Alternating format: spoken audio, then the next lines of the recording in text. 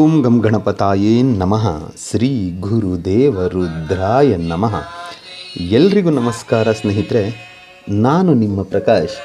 ಸ್ನೇಹಿತರೆ, ನಿಮ್ಮಗಳಿಗೆ ಶತ್ರುಗಳೇನಾದರೂ ಇದ್ದರೆ ಆ ಶತ್ರುಗಳ ಸ್ತಂಭನಕ್ಕೆ ಇಂದು ನಾನು ಪ್ರತ್ಯಂಗರಾ ದೇವಿಯ ಒಂದು ಮಂತ್ರ ತಗೊಂಡು ಬಂದೀನಿ.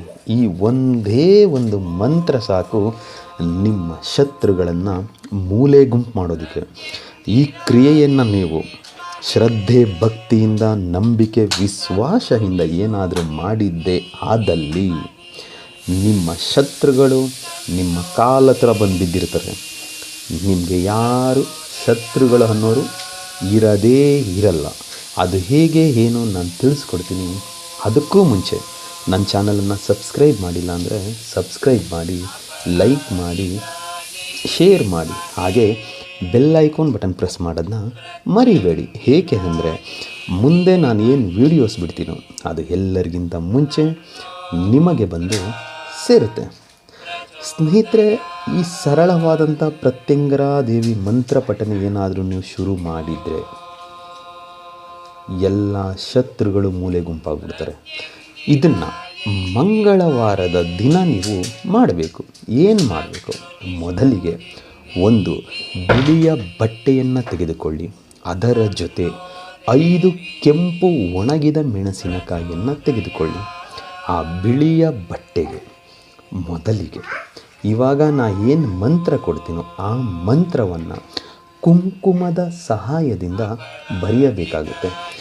ಬರೆದು ಆದ ಮೇಲೆ ಅದರ ಮೇಲೆ 5 ಕೆಂಪು ಮೆಣಸಿನಕಾಯಿಯನ್ನು ಇಟ್ಟು ಆ ಬಟ್ಟೆಯನ್ನು ಫೋಲ್ಡ್ ಮಾಡಿ ನಿಮ್ಮ ಎಡಗೈಯಲ್ಲಿ ಹಿಡಿದುಕೊಂಡು ದಕ್ಷಿಣ ದಿಕ್ಕಿಗೆ ಮುಖ ಮಾಡಿ ಕುಳಿತುಕೊಳ್ಳಿ.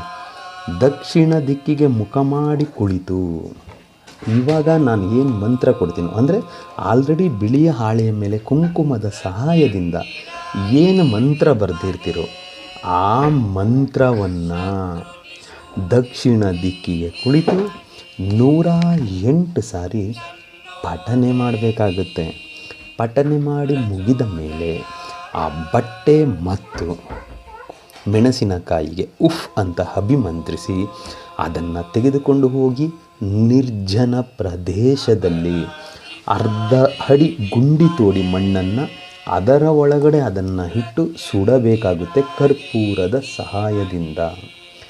ಸುಟ್ಟಿ ಆದ ಮೇಲೆ ಅದು ಸುಟ್ಟಿದ ಮೇಲೆ ಅದರದ್ದು ಏನು ಬೂದಿ ಭಸ್ಮ ಬರುತ್ತೋ ಅದು ಗಾಳಿಯಲ್ಲಿ ಹೊರಗಡೆ ಬರೋದೇ ಇರೋ ಹಾಗೆ ಮಣ್ಣಿನಲ್ಲಿ ಅದನ್ನು ಮುಚ್ಚಿ ಮನೆಗೆ ಬರಬೇಕು. ಇಷ್ಟು ಕ್ರಿಯೆ ನೀವು ಮಾಡಿದರೆ ಸಾಕು. ನಿಮ್ಮ ಶತ್ರು ನಿಮ್ಮ ಕಾಲ ಹತ್ರ ಬಂದುಬಿದ್ದಿರ್ತಾರೆ, ಸ್ತಂಭನ ಆಗಿಬಿಡ್ತಾರೆ.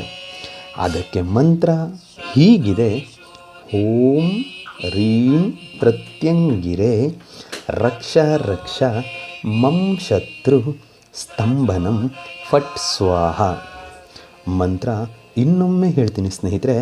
ಓಂ ರೀಂ ಪ್ರತ್ಯಂಗಿರೆ ರಕ್ಷ ರಕ್ಷ ಮಂ ಶತ್ರು ಸ್ತಂಭನಂ ಫಟ್ ಸ್ವಾಹ. ಶತ್ರು ಅನ್ನುವ ಜಾಗದಲ್ಲಿ ನಿಮ್ಮ ಶತ್ರುವಿನ ಹೆಸರನ್ನು ಸೇರಿಸಿಕೊಳ್ತಾ ಈ ಮಂತ್ರ ಪಠನೆ ಮಾಡಬೇಕು.